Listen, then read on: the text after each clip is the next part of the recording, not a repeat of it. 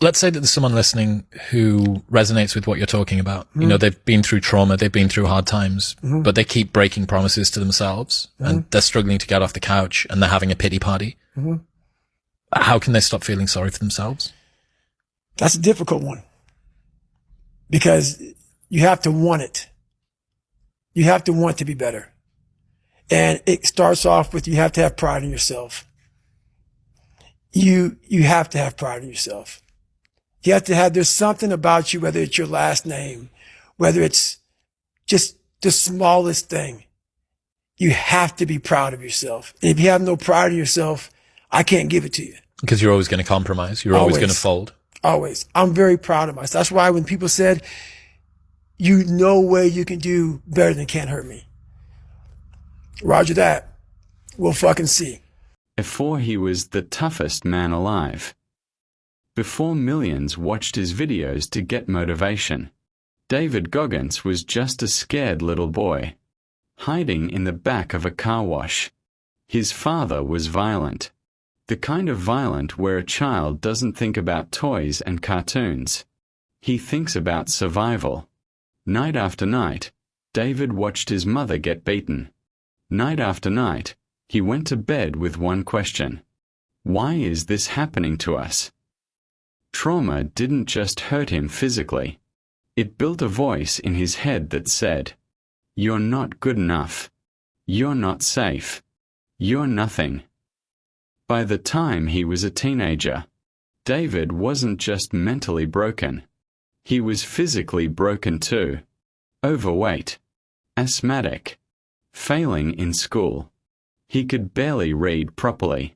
Couldn't stand in front of a class without feeling ashamed. When he looked in the mirror, he didn't see a future Navy SEAL. He saw a loser. And the world agreed. Teachers, classmates, even his own mind. Everywhere he turned, he was told, directly or indirectly, this is who you are. This is all you'll ever be. Years later, he wound up doing a job he hated, spraying cockroaches, working night shifts, broke, exhausted, and empty. One night, he came home from spraying restaurants, sat down in front of the TV, and saw a program about Navy SEALs. He watched men running through freezing water, carrying boats on their heads, suffering beyond imagination. And something inside him moved, not because he felt strong, but because he realized exactly how weak he had allowed himself to become. At that moment he wasn't inspired. He was angry. Angry at the lies he'd been told. Angry at how small he was living. Angry that his entire life was controlled by fear and comfort. He weighed almost 300 pounds. And the recruiter told him, "You have 3 months to lose more than 100 pounds, or you can forget about becoming a SEAL." Almost everyone would have laughed and walked away. But David Goggins didn't. That night, he walked into the bathroom, turned on the light, and stared at himself in the mirror. No filters, no excuses, just a brutally honest look. For the first time in his life, he stopped blaming the world and started taking responsibility. He said to himself, "This is you. Not your father. Not your teachers. Not society. This is what you did to yourself. And this is what you will change." He didn't promise himself an easy life. He promised himself a war. People think motivation is a magic feeling. For David, motivation lasted about 5 minutes. After that, it was just pain. He woke up before sunrise, tied his running shoes, and started running. He could barely go a quarter mile without wanting to quit. His lungs burned. His legs screamed. His mind begged him to stop. But here's the difference. Before, pain was a reason to quit. Now, pain became the entrance fee. for the life he wanted. Day after day. Gym, running, studying, cutting junk food, learning to read and understand. He rebuilt himself from the ground up. Not in weeks. Not in months. In years.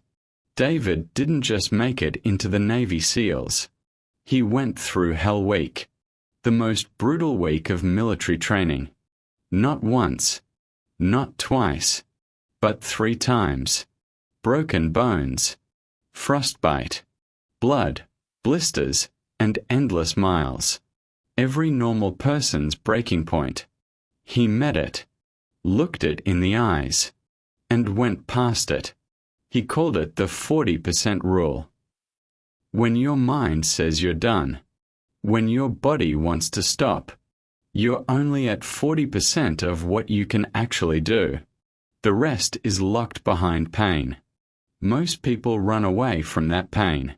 Goggins ran towards it. But the real story isn't about muscles or medals. It's not about running 100-mile races on broken feet, or setting world records in pull-ups. The real story is this. A boy who was told he was nothing, decided that he would become the hardest man to ever walk the planet, not to impress others, but to silence the voice in his own head. He transformed his mind from a victim into a weapon. He used every insult, every failure, every dark memory of childhood as fuel. And then, when he got out of his own hell, he turned around and started talking to us. Not gently, not softly, but with the truth nobody wants to hear. Asterisk, nobody's coming to save you. You have to save yourself. Goggins' story is not about becoming a Navy SEAL. Maybe you don't want to run ultramarathons. Maybe you don't want to do 4,000 pull-ups. That's not the point. The point is, if a broken, overweight, scared kid from an abusive home can rebuild his life using nothing but discipline, honesty, and pain, what excuse do you have? You may not control where you started, your childhood, your parents, your country, your past mistakes, but you do control what you do today. You do control whether you hit snooze or get up, whether you scroll for hours or study for 30 minutes, whether you keep lying to yourself or you finally face the mirror. David Goggins says, "Be uncommon among uncommon people." That doesn't mean be perfect. It means that in a world where everyone is looking for comfort, you choose discomfort. In a world where everyone wants quick results, you fall in love with the process. In a world where everyone blames others, you take full responsibility. Your mind is a battlefield. Every time you decide to do what is hard instead of what is easy, you win a small war inside your head. And those small wins? That's how you become unbreakable. Not in one day, not in one video, but step by step, rep by rep, choice by choice. You don't need to be David Goggins. You just need to be more than the person you were yesterday. Start where you are. Tired. Start tired. Scared. Start scared. Overweight. Start overweight. But start. And when your mind screams, "I can't," remember the man who went from cockroach spraying night shifts to one of the toughest humans alive. He didn't have a special gift. He built himself, brick by brick, decision by decision, in the dark, when nobody was clapping. If he can do it, why can't you? Stay hard. But where do you go to? You wake up on a morning, it's cold, it's wet, it's dark, you've got no cartilage in your knee, you've got shitty shorts, whatever it is that's the issue today. Keep talking. You've got these problems, right? I need you to keep talking about what you were just saying. It's warm on the couch. That's Your it. missus says stay in bed. That's it. It's comfy. That's it's it. cozy. That's You've got it. work later on. You had an argument last night. You're slightly it. hungover. Cause I know every motherfucker ain't going to do what I'm going to do. So this is how you level up. That's how you level up. I know there's a whole bunch of people with that right there. That fires me up. That makes me fucking happy, what you just said. That brings joy to my life right there. Why? Because I know there's so many people that have the ability and just refuse to get off that couch.